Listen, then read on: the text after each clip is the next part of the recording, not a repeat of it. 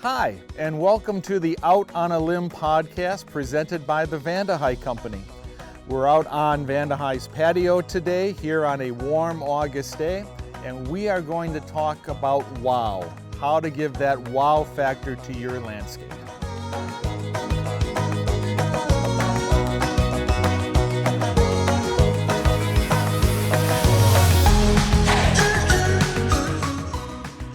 Did you know that most realtors will tell you that when they decide, or when a homeowner decides if they want to buy a house or have their house ready, it's about 5 seconds of looking at your house.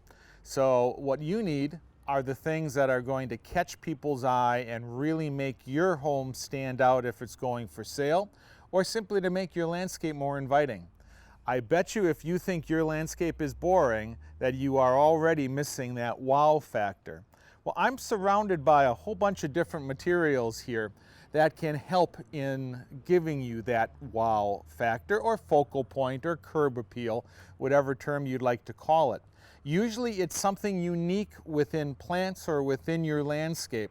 Later on in this podcast, we're going to go into much more detail in the studio on how you do that.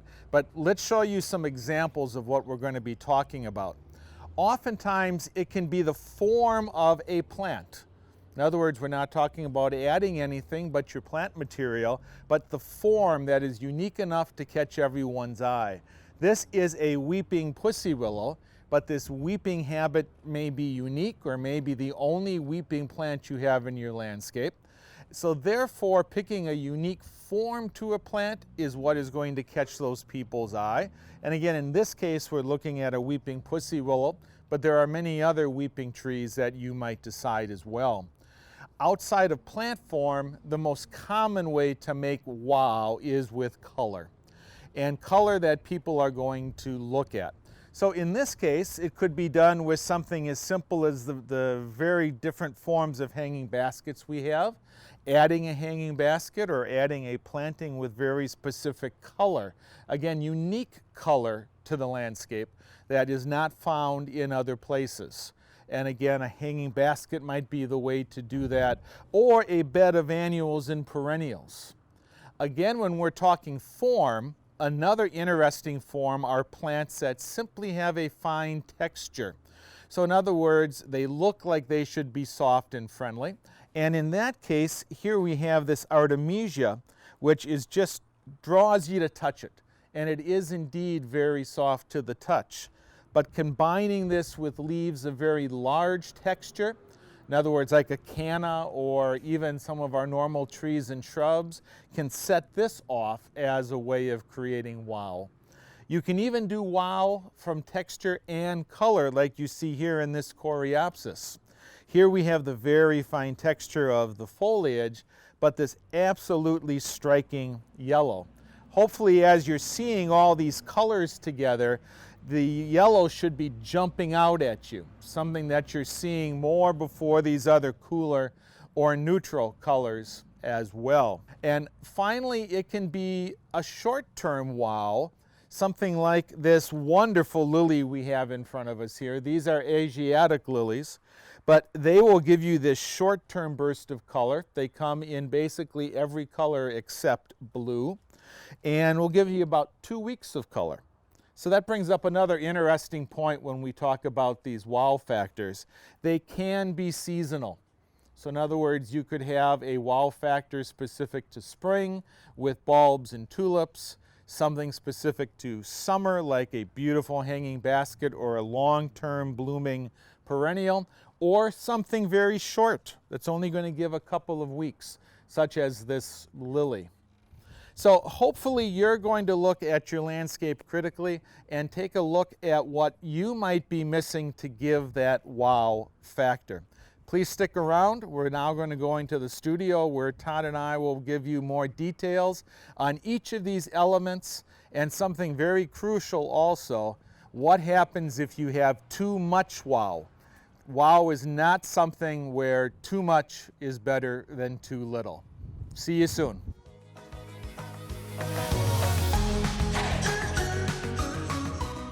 Hi again. Thanks for joining us on the Out on a Limb podcast. My name's Todd Trueblood. With us again today is Tom Jensen, a landscape industry expert. Today we're going to be talking about the wow factor in the landscape and what it can mean to yours. Thanks for joining us. So, Tom, tell me, what is the wow factor in the landscape?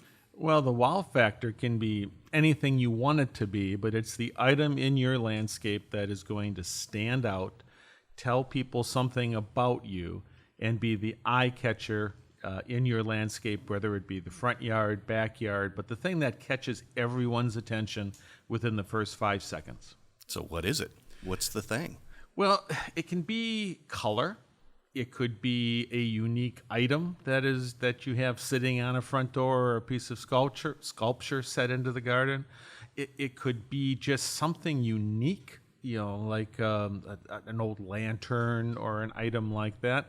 Or it could be a plant in itself, a plant that is a unique color, yellow popping out of a garden that is all green, or something weeping in form that is out of a garden where everything is flat and horizontal. It's the thing that is different. So, like the old saying, I'm not exactly sure what it is, but I'll know it when I see it. I think that fits it very well, and it's unique to each landscape. It's unique to each individual, so you can't really judge what someone's wow factor is. You may not like it, but they may love it, and it's still serving the same purpose. We talk a lot about our grandfathers, and one of mine, a favorite plant of his. And actually, he wasn't the gardener grandfather. He was the farmer grandfather. But a favorite plant of his was very, very fragrant. He had just this big patch of lilac. That was his wow factor. It was the biggest and nicest thing in his landscape. It doesn't always have to be something you see. It can be something that you experience. Oh, yes, the sound of water. Right. The idea that you have designed the garden in such a way that it disappears behind the corner. So you're wondering, could there be more? What's going to be back there? It could be birds. It could be bringing the sound of birds in, or some sound that you're producing. It could be light, like in an evening landscape with certain lighting where something is lit in such a way, again, that it just stands out. Our eye is always trained to look at the brightest light. So oftentimes it's the brightest light that you've put on something. And it certainly, from a landscape perspective, should not be your soffit or should not be blasting onto your concrete. This is something that would be lighting a featured item in the landscape. Right. And there you can have a landscape that is very nice, but in the daytime it's somewhat ordinary. Exactly. But when you hit about 9:30 at night and the lights really start to come out, the landscape lighting that really comes out from underneath or down shot from a tree or something like that really adds quite an impact. Well, and you never think about that impact. Right. And it can even add impact as you're sitting in your home. By lighting your landscape, you now look through your windows and see the lighted landscape through your patio doors or so on. So you could bring that factor right into where the family spends its evenings. Or in winter, when there's nothing else to look at and it's dark for 12 hours a day, you can be extending that interest, again, through windows. Or even, hate to say it, but when you're out shoveling, just so it's not boring. If you're wondering if your landscape needs a wow factor, if you look at your landscape and you kind of just go, it's nice. It's nice, but you don't have a wow factor. And that is, in design, probably the last thing you consider if you're doing a do-it-yourself design.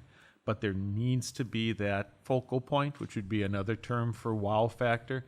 It just has to be there, or you're always going to feel something is lacking. And it can be, and probably should be, something internal, something that you enjoy, that expresses your interest.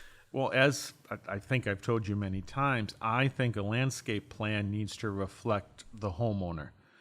Yes, we want any landscape our company designs to say designed by Vandehei, but if it doesn't reflect something in the homeowner's personality, for example, if they live to grill, Well, that landscape needs to reflect the fact that they have a lighted area at night, plenty of room to work at, and maybe that even becomes the wow factor in the evening. Walking into this beautiful outdoor kitchen that you wouldn't expect when everything else is dark and kind of dusky and just unknown. Yeah, and it could be the kitchen itself. It could be the structure above the kitchen.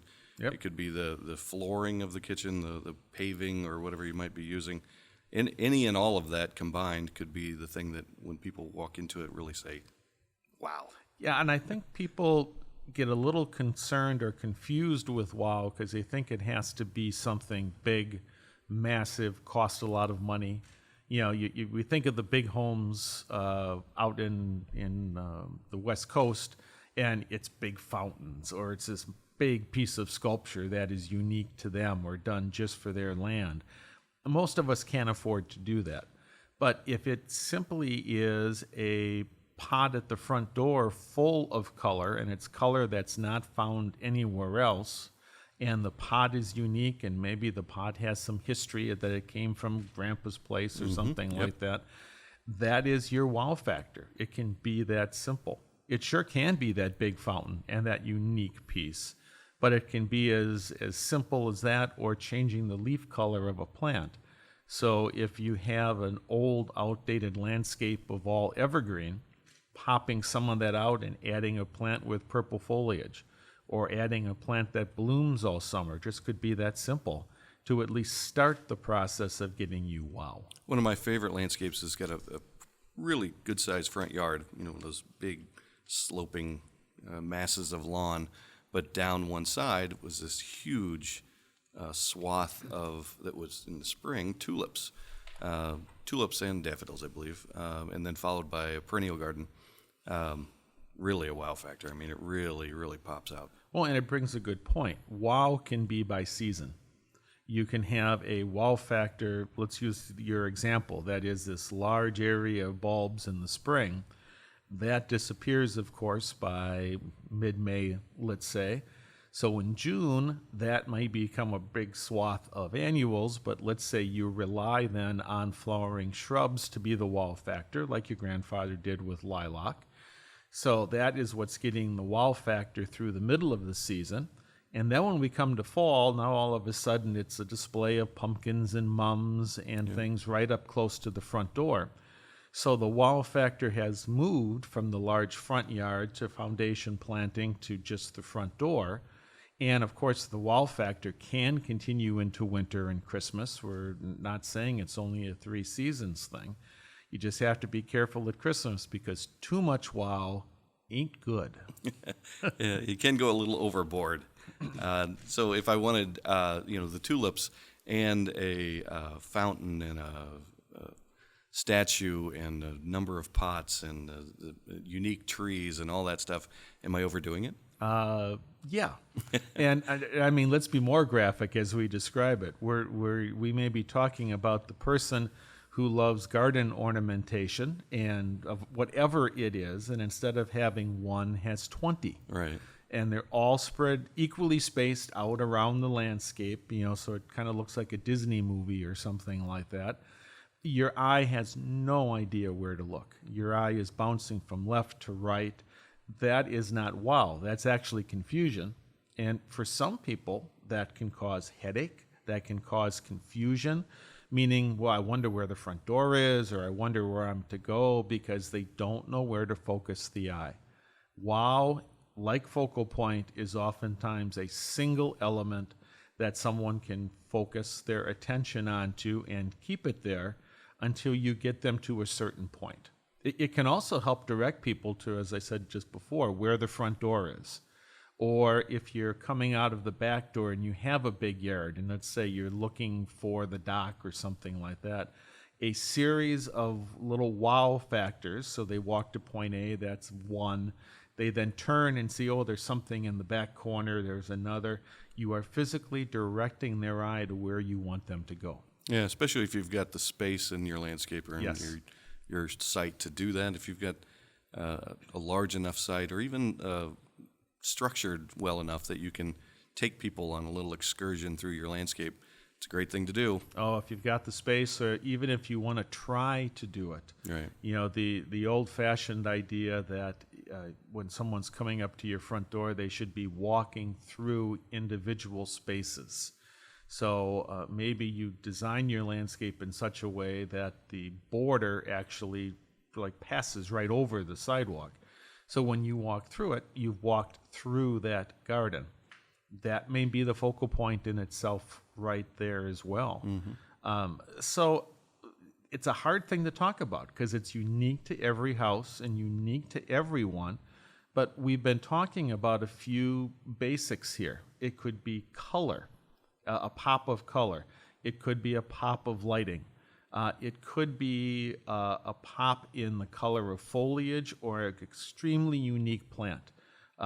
It may not be any of our plant choices, but you have to admit a large weeping willow catches your eye and you're drawn to it. If you're lucky enough to have that tree because you live in a wet area, that might be the ultimate focal point, just like a big old oak would do the same. Right. So it could be the shape of the plant, it could be the age of the plant, it could even be the texture, a plant that just makes you want to run out there and touch it. All those things are part of landscape design, but all those things are what make this odd thing of wow work. It's a nice thing if you're a plant person and you want to use the plant as your focal point or your wow. It's a nice thing to look for something that's a little bit unique. Yes. Something like a larch or which is a deciduous deciduous. What is it? Conifer. Conifer. Thank you. Deciduous keep conifer. teaching you Yeah, every thanks. week. So it looks like needles, but they drop in the fall. Right. Same thing with like a ginkgo, just a bright yellow flower in the fall that drops within a few days. All the leaves are off of it within a few days. Exactly. It's a unique plant that you're not going to see on every other house in the block. And there are plants that we carry that we love that you're just not going to see at very many places in town at all. That's what makes it fun for me. Right. And if you're not the plant geeks, you and I are, or the old plant geeks, as I think you called us the other day. You're older than me. Yes, I am. Yeah. But it could be furnishings, or your furniture. Right. You know, it could be unique colors that are now available in the furnishings that you buy. You know, where suggestions can be made of what is going to be right there. So it's not just throwing furniture on your new patio. It's picking the right furniture for the patio. It could be an interesting tablecloth for that party, or lanterns on the table, or the same concepts that you would use inside to make a dining room pop for an event would be the same concepts you could use on the patio on the outside. Yep. Earlier this summer, we received those really nice small topiaries, which you just don't see very often. They're great tabletop plants, and they'd be great out on a nice patio table. They look great, and they're unique. You just don't see them everywhere. And everyone wants to touch them. I know I go by and touch them every time, and when you walk in the store, that's the first thing everybody wants to do. They don't believe they're real. Right. And if one's an herb or something like that, it may even be able to tie into the dinner that night. Right. You got it. You mentioned earlier sound, which I think can be you get maybe a double wow factor sometimes with sound if you are including it as from a water standpoint. If you're a fountain or a waterfall or whatever that's maybe hidden in the back of the property, and you can hear it before you see it. It's the idea of that hidden corner.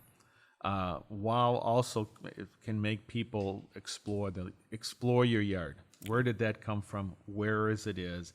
It's just something everybody has to remember as the missing piece sometimes. And when we're in the middle of summer like we are, what else do you look for? We're not planting, but now we talk about wow.